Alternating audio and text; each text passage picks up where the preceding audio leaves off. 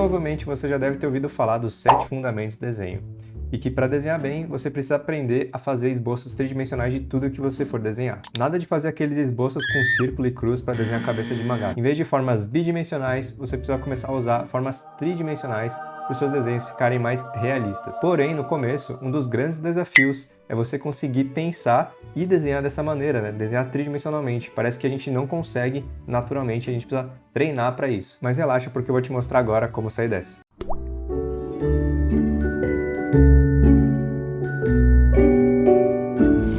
É muito doido que a gente vive no mundo tridimensional, mas não consegue desenhar dessa maneira. A gente sempre desenha de maneira plana, iconográfica. E o processo de aprender a desenhar é basicamente você reprogramar a sua mente para sair desse processo plano, amador e começar a desenhar tridimensionalmente. Essa capacidade é o que eu chamo de visão 3D.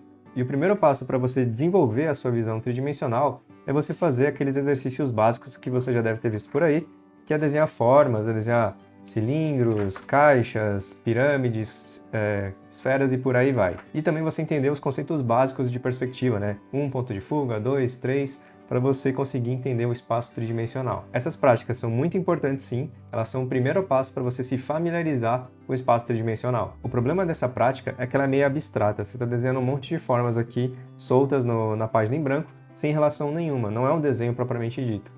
E o mesmo das caixas aqui em perspectiva, né? Não é um desenho finalizado e você não consegue entender como que você traz isso para um desenho de verdade. E aí a grande solução para isso é você dar um passo além e começar a observar tudo que você vê no mundo real com essa mentalidade de formas, né? De você começar a desconstruir o mundo da mesma maneira como, por exemplo, a gente vê num software tridimensional, que você vai ver lá o wireframe que a gente chama, né? Aquela malha poligonal, né? Com várias trocas de planos, né? Vários planos diferentes que vão formando, por exemplo, uma esfera, uma cabeça, qualquer que seja a figura. Mais ou menos como isso aqui, ó. Repara como tem esse efeito, né, de como se fosse uma malha, esse wireframe, e aí essa é a ideia, a gente começar a desenhar dessa maneira, a gente começar a sentir como que essas linhas, principalmente essas linhas do meio, que elas são chamadas de linhas de contorno, e elas são super importantes no desenho e para você começar a desenvolver sua visão tridimensional. A gente precisa começar a entender como a gente utiliza elas, como a gente faz essa curvatura para parecer cada uma dessas formas, né, tridimensional. Seja uma caixa aqui, né, uma forma mais cachoide aqui, né, com ângulos mais intensos, ou um cilindro, né, com esses traços curvos para parecer um cilindro de fato e não algo achatado, né? Então, esse é o nosso desafio e o melhor exercício para você desenvolver isso é o linhas de contornos em formas. Bom, e como é que é esse exercício, né? Como é que você vai fazer? Primeiro, você precisa de pelo menos um elástico ou um barbante ou algo do tipo aqui, ó, ou uma fita. Qualquer coisa nesse sentido, né, para você usar e envolver alguns objetos que a gente vai desenhar.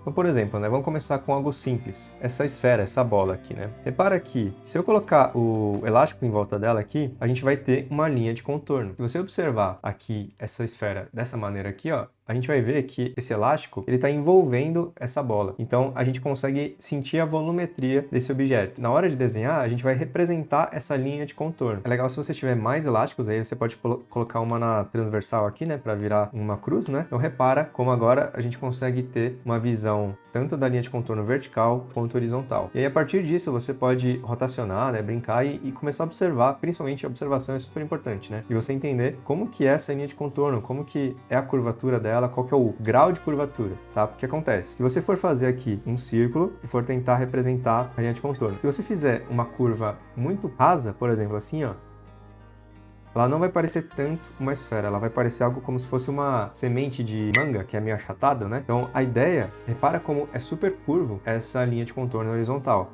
Então a ideia é você conseguir representar essa curvatura da melhor maneira possível.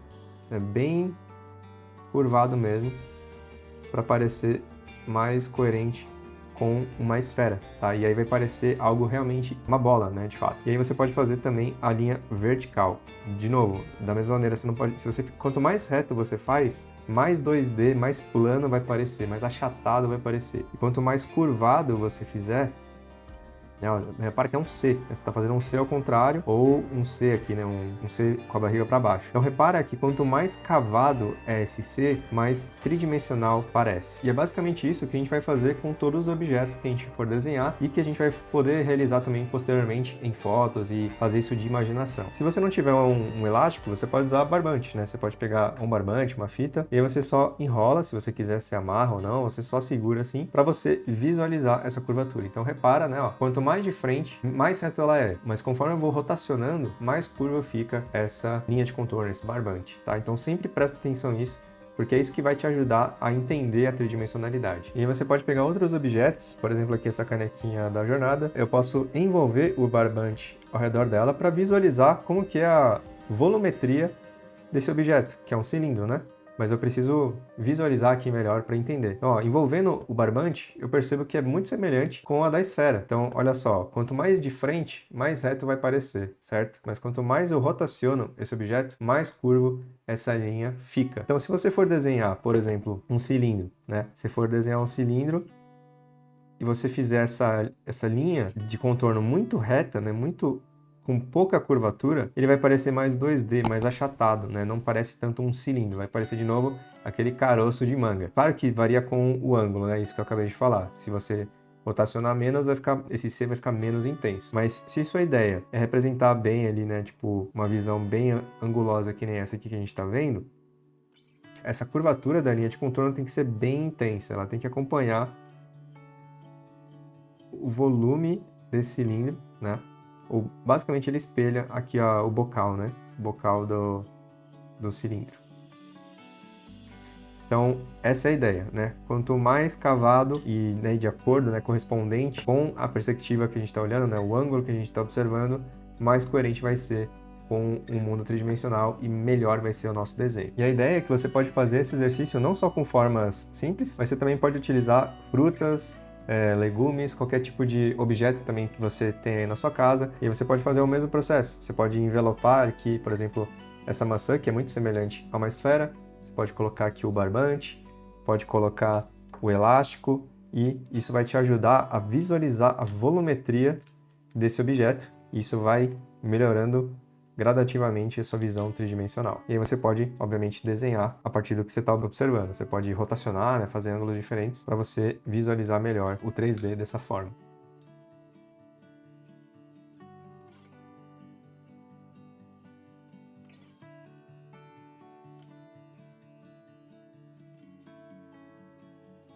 E aqui, ó, além da maçã, você pode fazer também no cabinho, né, que nada mais é do que um cilindro. Então você já está treinando também duas formas, aqui uma esfera e o cilindro. E aqui um detalhe, né? Eu tô vendo um volume diferente na maçã, não é simplesmente uma esfera lisa. Repara que eu fiz uma curva aqui, ó, nessa linha de contorno para dentro, né? Ela tem uma cavidade aqui, uma parte, um pico, e depois ela acompanha, de novo ela entra e sai. É como se fosse um rebaixo. Se a gente imaginar assim, ó, que tem aqui, digamos, uma superfície, uma rua, e aí tem uma lombada. Então, a linha de contorno, ela acompanha essa lombada. Isso daí você vai adquirindo com o tempo, né? Conforme você vai observando, pegando essa ideia da linha de contorno, vai ficando mais fácil de você gerar volume, né? Como se fosse mapeamento, topografia de um mapa, né? De uma montanha, né? Fazer ali todo esse acompanhamento da superfície, o volume da superfície. Por exemplo, aqui, ó, vou fazer uma forma orgânica aleatória. Eu posso fazer tanto ela reta aqui, assim, né? Como se fosse uma salsicha, alguma coisa desse sentido, ou eu posso fazer ela assim, ó, com uma cavidade, talvez, como se fosse um rebaixo, não tão esférica. Por exemplo, dessa maneira, e você vai sentir que ela tem uma concavidade dentro dela.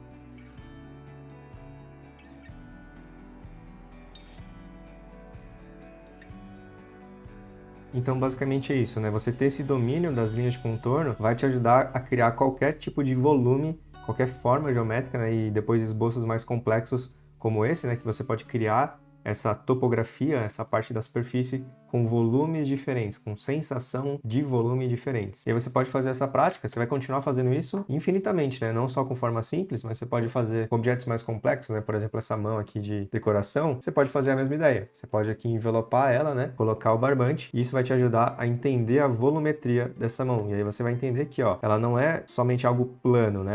A gente vê aqui que ela é como se fosse uma caixa. Então, é mais ou menos assim, ó, uma caixa arredondada.